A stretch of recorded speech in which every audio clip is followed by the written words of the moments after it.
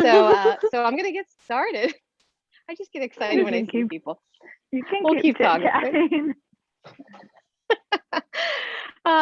So thank you everyone for being here this morning. Atticus, my Great Dane, wanted to be part of the meeting, so hopefully he will not bark at the mail carrier in the next 20 minutes or so. But my name's Christina. For anyone who doesn't know me, I'm really excited to be sharing with you all about the yoga retreat that we're going to take in April 2022, starting on the 22nd through the 29th, and it's all in Portugal. So just about 2 hours south of the capital of Lisbon. My friend Maggie here, who's hosting and proctoring. Thank you again, Maggie, for doing all this technical stuff. It feels so good to be supported with this. I'm like, where's Maggie all the time?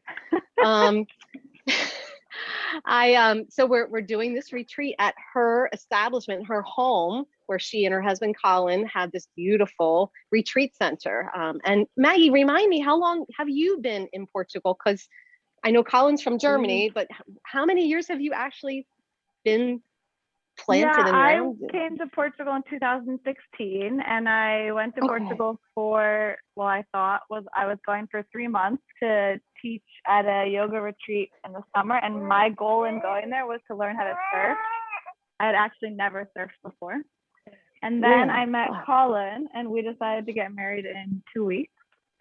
And he already had the lodge, which is now our lodge. I was living in Thailand at the time. So I moved out of Thailand and moved pretty much permanently to Portugal. We love to travel, so I say pretty much permanently, but yeah, we're settled here. And the lodge has been running since 2012. Okay. That's amazing. Thank you for sharing that, because I was trying to pinpoint when you and I met. So Maggie and I knew each other around that time. So you had gone to Thailand. I remember you came back. Did you go with your mom too? She came and visited me there. I was in Thailand for 4 years. So I think I met you when I was actually spending a lot of time in Thailand. Okay, that's what I remember. Possibly before that. Because Maggie and I go back to a studio where I was working front desk and then studio manager, and that started in 2012. And so that's how we know each other. And I remember specifically your mom coming into the studio and telling me all about your adventures and how she couldn't wait to see you and she was going to go see you. So it was around that time. And then Jen Salino, who is not with us right now at the moment, but she's going to be with us for sure in Portugal. She went yesterday on her session, and I met her 2016 October. We started working at a local studio together. She was there first, and we just became very fast friends. So then we realized we were all connected when, Maggie, you were visiting probably 2016, 2017, the United States around the holidays. And we just kind of stood in the studio, and it was like an evening class, and we were like, so we were excited. Yeah, that was at a whole different studio too. Really cool. Yes. So it was amazing. So that's how we all know each other. So we've been so deeply connected, just despite the distance. And I'm here in the Philadelphia area. Jen's out near Valley Forge National Park. I'm closer to the city in Narberth. So it's like the Mayberry, just outside of the city limits. So it's a nice, quiet little spot most of the time. I do live in a tiny little neighborhood where there's a lot of activity today. So I'm here just to kind of go over any details and things, questions you might have about the retreat. We'll take those at the end. And if anything comes up, hey, Deidre, nice to have you here. Thank you. Enjoying your staycation, I hope. So yeah, if you have questions, answers, just chat box, and Maggie's going to help out with that. I'll be really brief in my yoga story as far as how I got started.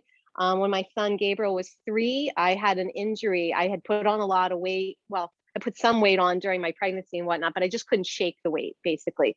And then I was doing a lot of medicating for postpartum depression, and along with that, lots of wine bottles. And so I just wasn't really taking care of myself, lost complete connection with who I was, my body. So I decided that something needed to give. And after, when I found myself at 3 years old, I'm in a crutches and boot because of whatever I did to my ankle.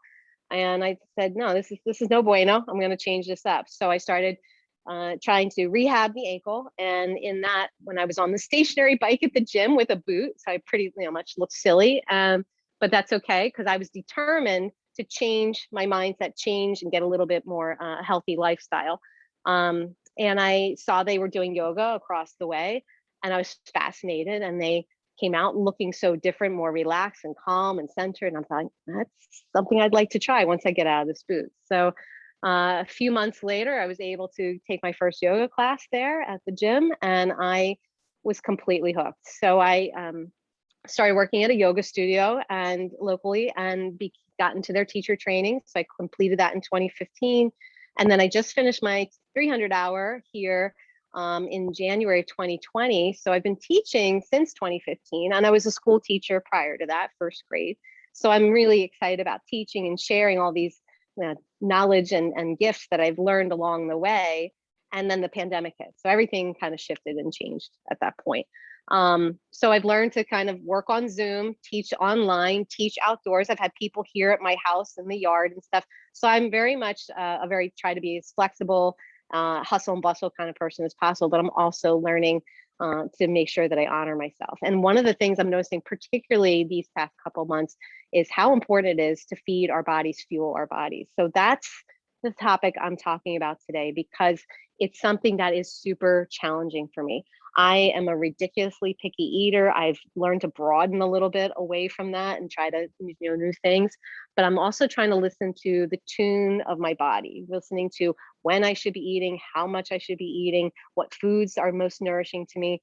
And that's where yoga kind of weaves into the sister science of Ayurveda. I'm not an expert in any way, shape, or form. I haven't had any formal training. But basically, I want to let you know just some of the things that I've picked up along the way. And Maggie, I'm going to be sharing a slideshow.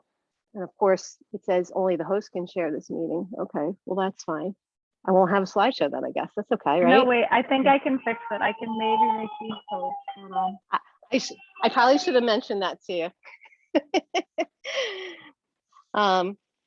So as Maggie's helping me with that, it's a Google slide area, and it's saved as a PowerPoint, if that helps you in any way.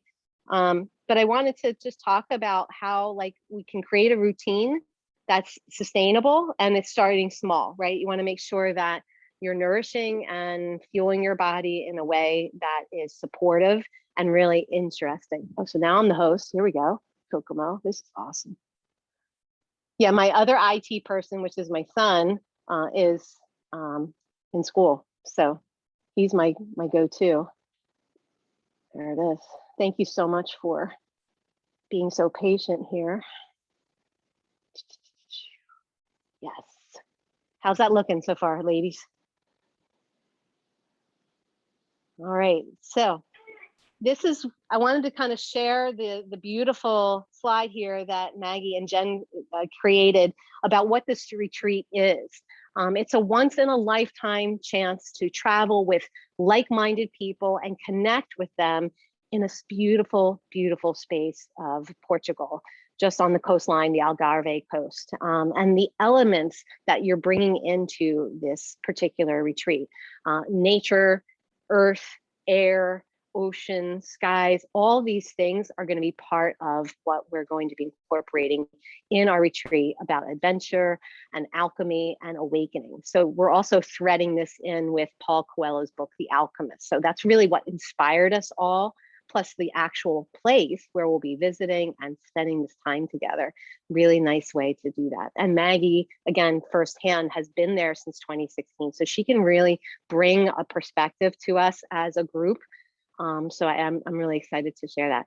What this retreat is not structure, right? This is probably the most structure you'll see this slideshow for this whole thing. And basically we are more of that kind of relaxed type of people. We don't want you to feel that you are so super scheduled. We want you to take this time to rest and rejuvenate. And it's not the time that you'll find yourself in this fancy schmancy 5-star hotel. It's a beautiful space. You'll be seeing that tomorrow if you join in on live or at the recording, where it's just a nice relaxed atmosphere, beautiful access right on the beach, right on the coast, and all these little places to kind of check out and see while we also experience all these wonderful things in nature. So that's us planning. So I'm going to move to the next slide here. So in Ayurveda, it's pretty complicated, but I'm going to try to break it down in just like most simplest of terms, because that's how life should be, in my opinion.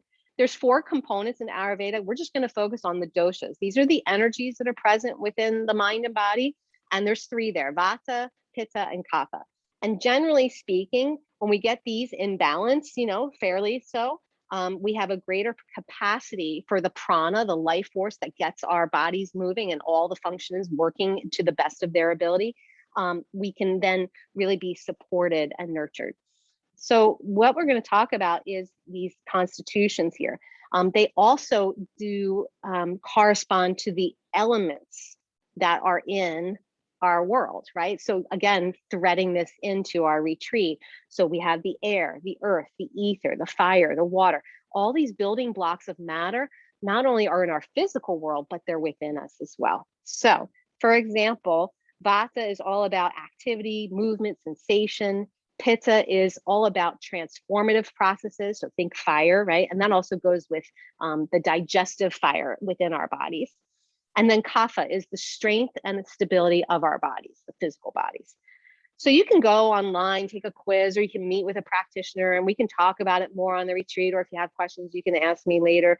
But again, once you have an understanding of your constitution, then you can kind of see what types of foods, when I need to eat, those kinds of things. I can start to kind of plan and make sure that I'm really finding my own personal balance. So for me, for example, I'm in 2 doshas, and that's usually what most people have, 2 primary ones. It's really rare for someone to have just one really strong one. You might find a person or 2 on the planet that really is just vata or just kapha. I'm pitta and vata. So I actually have, for example, with the vata, very kind of spacey, airy, so I have a look here. So I know exactly where I'm looking when I'm talking to you on the screen live. But I'm also emotionally sensitive. I'm very quick to feel, to express my emotions. But then I also have a strong pitta mindset where I'm very driven and competitive. I can even be a little hot-headed, unfortunately, sometimes. So that's how that dosha makeup and component looks for in me, in my mindset. Now, if I move to the body, the other piece of the puzzle, when it comes to vata, it's really associated with people that are lean and built, very delicate. I can't really relate to that. I'm not like that in my physical body. However, in my physical body, I know that I'm very uncomfortable with cold and wind. So that's something that vata is sensitive to, if you will. But also with pitta, I feel a very strong connection in my physical body with that, because I enjoy being flexible, moving, and enjoying directed, precise movements. And I think that's why I love the asana practice so much, what draws me to that movement, that flow. So everything then, what we're talking about here, does have fluctuations. So nothing's perfect, nothing's a straight line, right? We know that. So it's just like in nature, there's many fluctuations in nature. And that's what's so interesting about weaving these types of things into our retreat. And I'm hoping that we can share some of that as we go. So let's move on now to a little bit about the cycle. So I just kind of did this little quick slide here just to kind of let you know of how you can start to look at your day. So ideally, we want to rise by 6 a.m., even maybe 30 minutes before. That's always a good habit to kind of get started on your day, because you're feeling recharged at that point. You're feeling rejuvenated. Great time to maybe just take a few moments to do a couple yoga poses, a simple, quick meditation, depending upon your day. And then by 10 a.m., we're moving into the pitta area, if you will. And this is where our digestive fire, Agni, starts to fire up. And this is where we should really eat a main meal. So our largest meal. It doesn't have to be a big buffet, but something where it's going to keep you going throughout your afternoon and into your early evening. And then early afternoon, 2 o'clock, this is where we want to really get outside, get outdoors, get grounded, take a walk in nature, and maybe wrapping it up by 6 o'clock, having some type of light meal. Moving on to 6 o'clock to 10 o'clock hour, kapha comes back in again. So it's cycling. This is where that invitation to stabilize, to get grounded, get off the screens, start to get ready for some sleep. And then when we move into the 10 o'clock evening hour, pitta starts firing its rearing its ugly head, if you will. And this is when hopefully you're asleep, because you want to make sure that you're letting your body recharge. So it's like plugging in, right, to a socket. Our bodies are resting so we can really start to nourish and replenish for the next day. 2 a.m. to 6 a.m. Hopefully you're still sleeping and hopefully not getting interrupted in any way. Sometimes I get interrupted. But basically the energy that we're storing from the night before rejuvenates. So then we start to move into that light and feeling really rejuvenated. So hopefully that kind of gives you a little breakdown. I'm going to move into how can we work towards a healthier lifestyle. And there's lots of simple things, right? As far as just doing things slowly, moderately, doing things at the same time every day, stuff that's really just going to help you to create that routine, start to create a bit of a balance for you. For example, eating breakfast in the morning, right? We talked about that 6 a.m. to 10 a.m. time. You may want to start by warm water, you know, in the morning, just incorporating that. You could toss a little honey in there, or lemon is actually more ideal. And maybe, like I said, a small meditation can be a moving meditation, walking your dog, washing dishes in the morning, and creating that practice. So again, when you're establishing these routines, it's really nice to have a buddy, somebody that kind of not necessarily keeps you accountable, but kind of just lets you know that, hey, I'm in this with you. So we're just working through this, and nothing has to be set in stone either. Keep that in mind. You don't want to be discouraged or frustrated in any way. So like, for example, this morning, I didn't wake up as peacefully as I'd like to, or as early as I'd like to. And I was jarred by my son having an issue with getting to school. So, you know, things happen, life happens. So it's not a big deal. I know I'll get to bed by 10 o'clock tonight. Hopefully I'll sleep, everything will be fine. And I can set for tomorrow my alarm a little earlier. So we'll move into these guiding principles. What I liked about the Ayurvedic diet and lifestyle is that they have these set ideas that you can follow to really help you start to incorporate a routine in moderation and with some regularity. So starting with origin. So just thinking about the foods that you're getting, you know, it's great in the middle of winter to get some strawberries, but if they're coming in imported, it's really not strawberry season, at least not here in the United States. It's usually June for us here. So just kind of keeping those things in mind. Timing. So the season, the time of day that you're eating, all things that are indicators to help you to find more wholesomeness, more strength and stability. For example, in the summer, I like to think of light, you know, kind of meals and things, super cool foods, right? More nourishing, lots of fruits, lots of salads. But in the winter, drawing more towards the warmth, the richness, the nourishing qualities of like a soup or stew, or, you know, something like that. Quality, right? Trying to select organic whenever possible. I'm noticing just in my shopping experiences here that more things are becoming slightly more accessible as far as pricing, expenses go for organic stuff.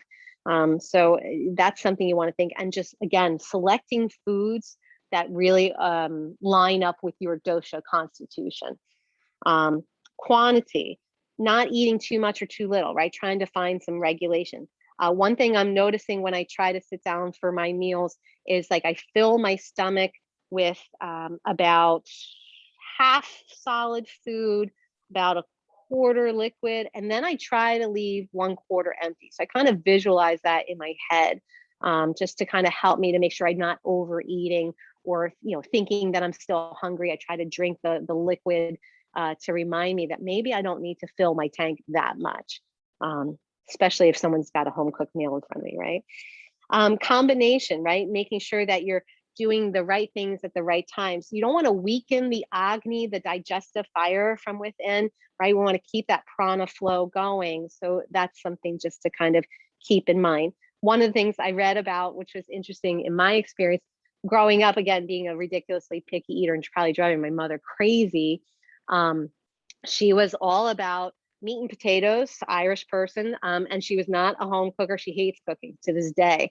So she did a lot of processed foods to save time and energy. And we would often have meat and some type of starch and maybe some vegetables. But again, everything processed and cooked to death.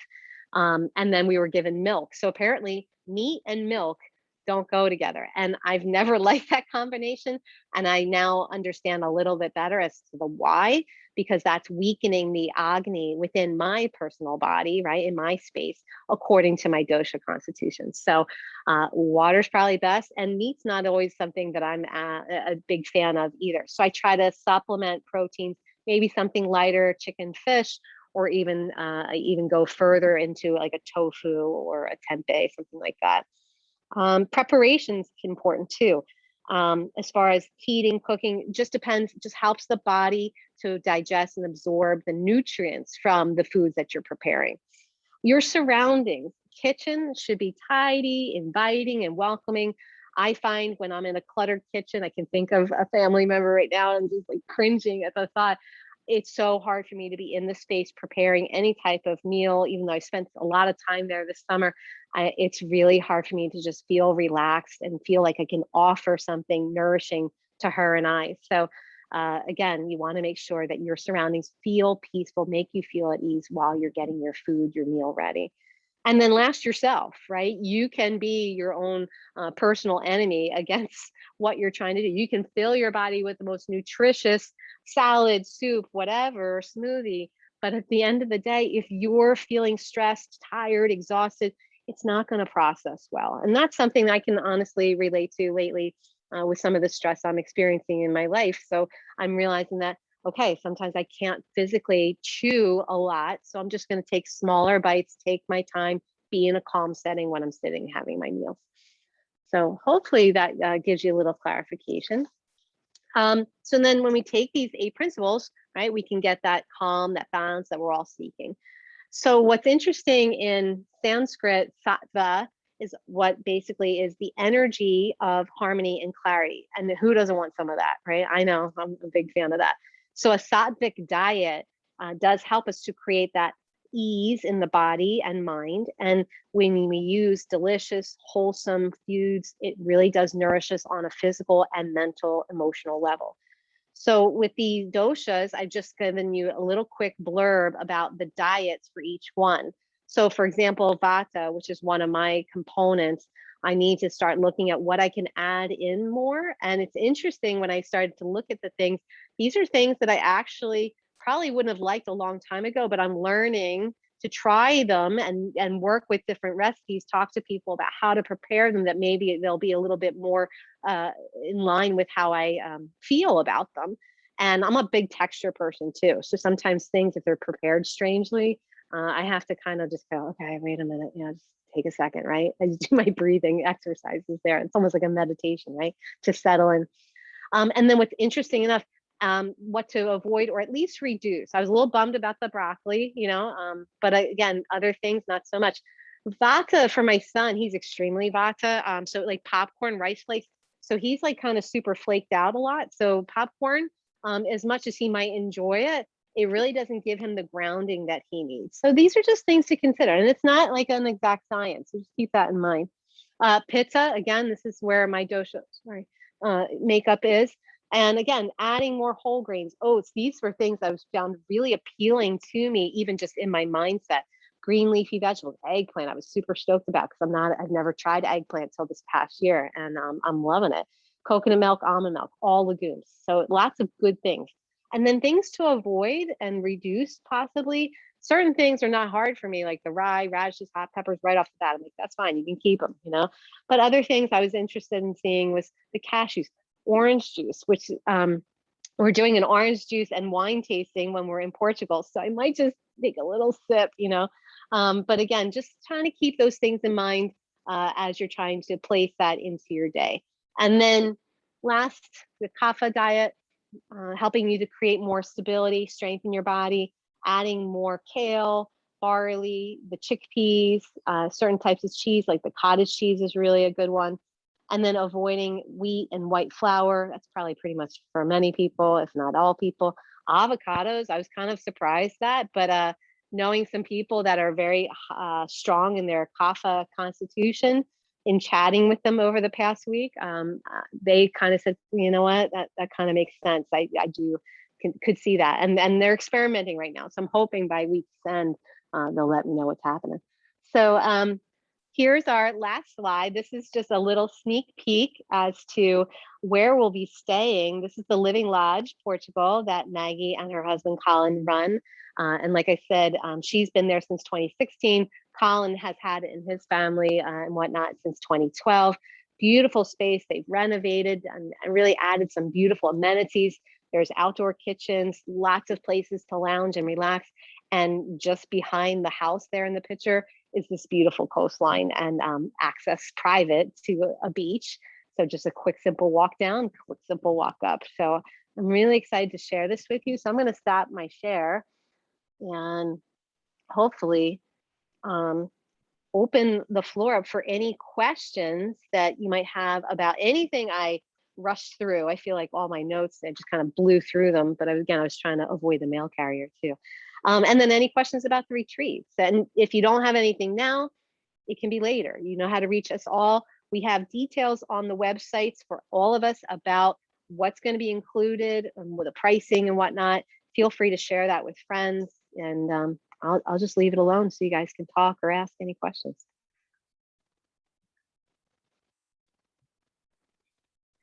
Okay, I don't want to put you on the spot, but what is your this time of year? What's your go-to breakfast for balancing Vata? Yeah. So right now, if I was eating my breakfast, because I already did, because of everything that happened this morning, I would probably start out with yogurt, although I have to be careful with that. I can't have a big helping, but I want to make sure that I have some granola, berries, but I have to, oh, there's someone coming in, isn't it? Come on, Linda. And I would have to avoid strawberries, but I could put as many blueberries on that thing as I want. I could probably put some coconut flakes, a little flaxseed. If it was, there's actually some interesting spreads that you can make that are tri-dosha, so that would cover all three. And it's got prune based to it, and then you sweeten it up with agave. I actually have the recipe. I can type that in the chat, send that later off to anyone. And I actually tasted it and it was kind of good. I was surprised. So, and that's something on a whole grain bread in my case. So that would probably be my go-to. I'm not a big breakfast person either. I find it very tricky in my body to chew early in the morning. Like it's just like my esophagus isn't awake, if that makes any sense. So I found that drinking the warm water with lemon kind of gives me that soothing opening so that I can eat my breakfast just a little earlier than I have been in my life. Like I can hit 9 o'clock versus 10 o'clock. So I think that if I keep doing that, I'm hoping that I can do that. I thank you for the question, Maggie. And I appreciate you putting me on the spot. I love that kind of stuff. You know, I do. I thrive with that. I'm like, yeah, what do I got? You know, but I'm going to bug you for that recipe for the prune thing. Yeah, it's a good one. It's super simple. Like if I made it, yeah, definitely. Yeah, if I made it. Yeah, it was easy. Thank you. Linda, thank you for joining us. Yes, yes. So hello. Any questions? Hello. Any questions about what we're offering as far as retreating? Jen yesterday talked about how to travel with a little bit more ease, the EFT techniques that she uses, the tapping. I found that I love the circular motion that she discussed and like the affirmations that you're doing with that. Like, even though I'm not crazy about flying, I know that I am safe, you know, and then just kind of going around this cycle, if you will, to find that reassuring positive affirmations. So I found that really, really intriguing, even though I couldn't be here live. I enjoyed the recording. So, but yeah, questions about the retreat, anything we're offering, what we're going to be doing. I'm really looking forward to the stand-up paddleboard session and learning how to surf, because it's something I've always wanted to do, but I've been terrified to do because the ocean's bigger than me.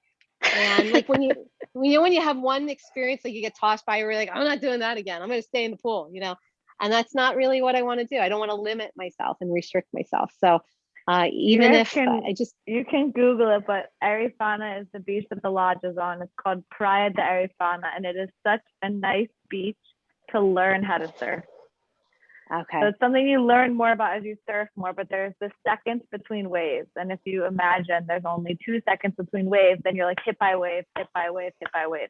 Arifana can have 16 seconds between waves, 12 seconds. Oh. So you like wait for one wave and wait for the next wave. So it's really a nice beach for learning to surf. That's good. I've only Good. surfed in Australia, so I'm a little spoiled. Oh, cool. But my first time I did a surf camp, and there was a storm coming in, so the waves were not so nice for learning.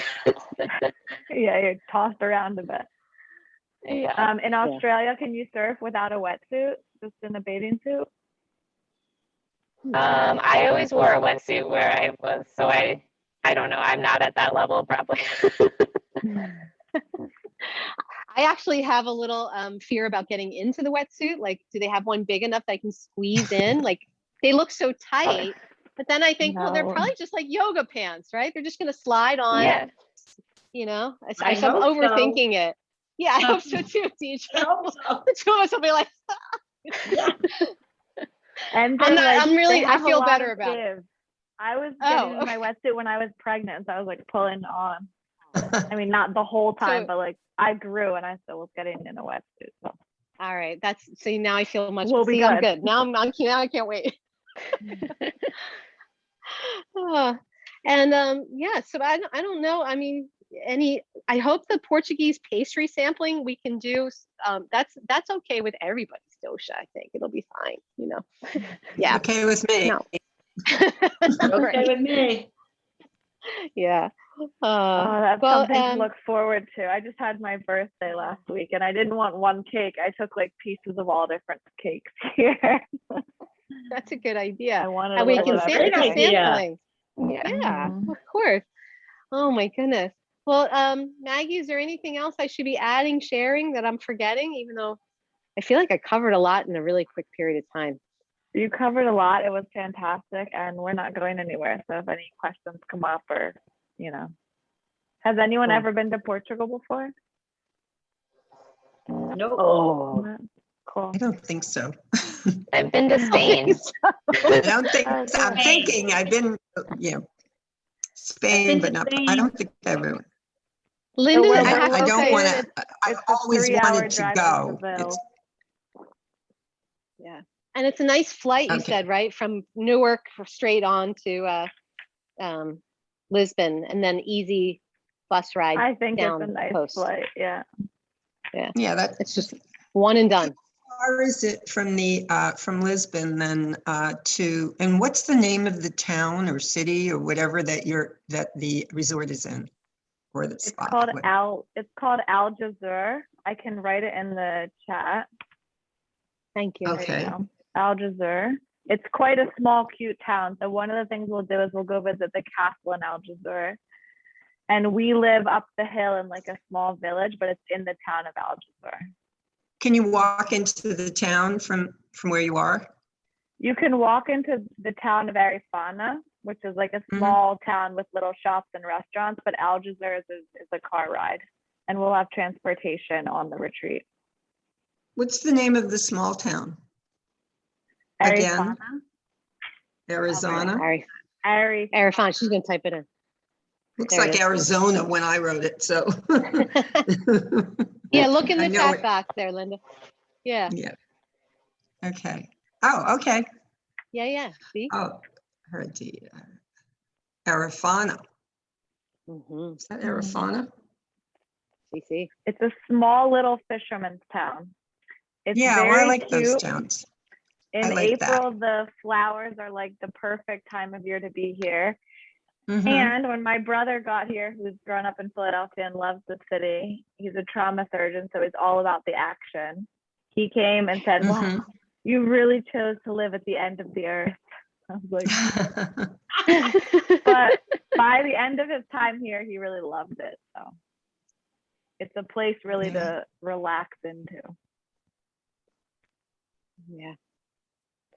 I think that's what Okay, was one of the things that was so appealing to us when we were planning this back a few years back, saying like, this is just a special, unique place. It's not your typical resort where, like Melinda, you mentioned you were in Mexico recently, and it's not like that at all. It's more relaxed, more of that atmosphere, so you can tune in and drop in and feel more rejuvenated when you have to get back on the plane. Mhm. That's the hard part. Sounds good.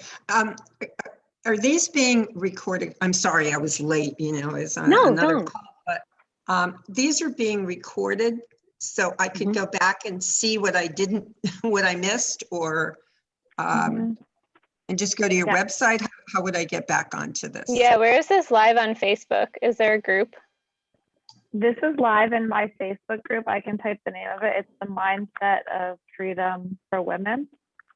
And then Christina will have a link, and the video will be also the recording. She'll have the link to it that she can send you. Christina, I don't know if you're going to put it on your website or just send people the link, however you want to do it.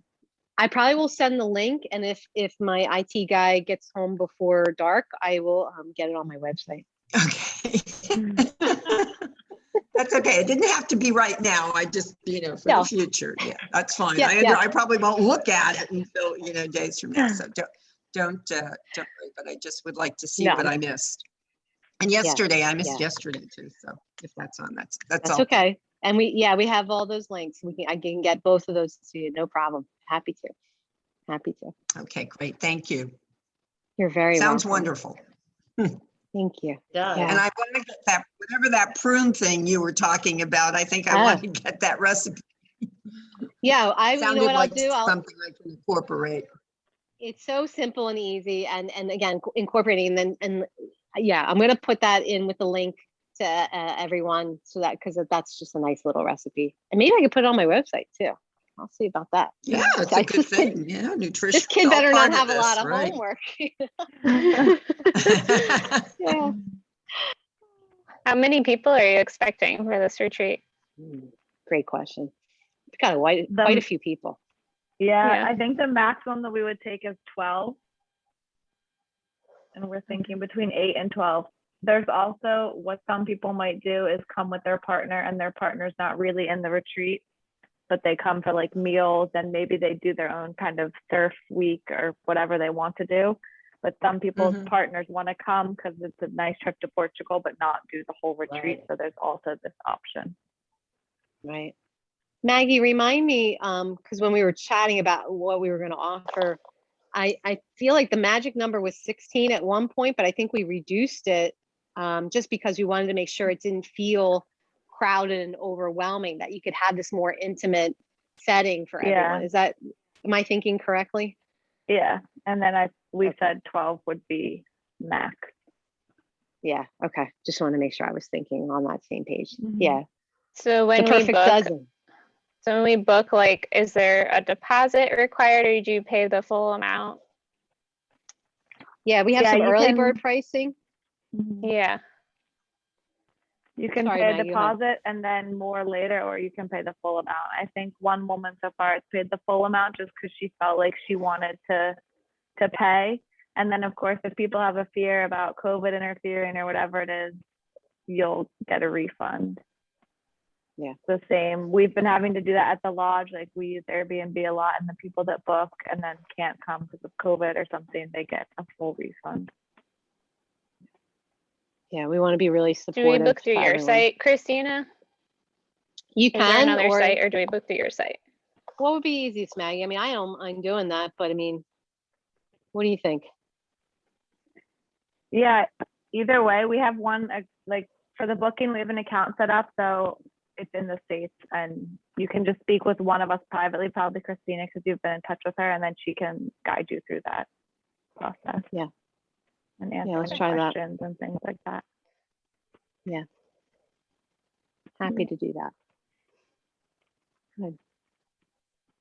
Oh, this has been great. Really has been. Well, thank you. Thank you so much. Well, like I said, if there's any other things that come up, let us know. We're all available where to find you. There you go. I'm looking forward to seeing some of you in person. If anyone is on Instagram and they're interested, you can check out the lodge. It's Living Lodge Portugal with an underscore. I haven't been that up to date with it, but you can see some of the lodge there. Yeah. Okay. That just gives you that 360 view.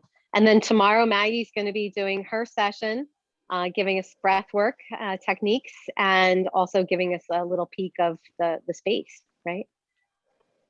Yeah, I'll go live from the lodge, and I will probably do some breathing techniques, maybe small movement for about, I don't know, 10 or 15 minutes. And then I'll give a tour of the lodge, however much his internet will support me.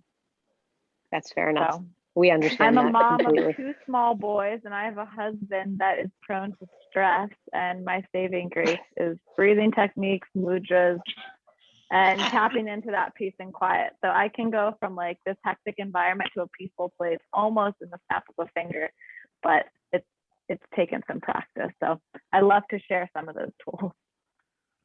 Yeah, I have to say Maggie's got a very keen eye and definitely knows these techniques, and makes them so accessible and easy to follow. And it's like on a dime. She can go right there. It's beautiful. So thank you. I can't wait to. Can't wait. I want to learn how to do that on a dime. Yes. I need some practice on that. Yeah. It's the practice that, you have to like keep on practicing to receive the benefits of the practice. Yeah. Mm-hmm. Yeah. Cool. Oh, cool. All right. So after the session tomorrow, Christina will be sending like the recording links so that I probably won't be able to make tomorrow, but will you send those out? Yeah, absolutely. I can do that. Okay. Not you guys. Hi, thank you. I'm on my Zoom call, Andrew. My neighbor delivers some smoothies to me every day. Because he knows me enough to know that like I might not have had that breakfast spread on my whole wheat toast and or a whole grain toast, and so he's always like, just in case you might need it for later. It's super sweet, super generous. I'm really lucky. Yeah, I'm really lucky. Oh, all right. Yeah, I'll definitely send those out to you, Alicia. No problem, for sure. And I'll get the recipe on there too, everybody. Thank you so much for sharing your time. I know it's valuable and it's deeply appreciated. And like I said, we're all here to support you, Jen, Maggie, and I, in anything that's happening for you. So just let us know.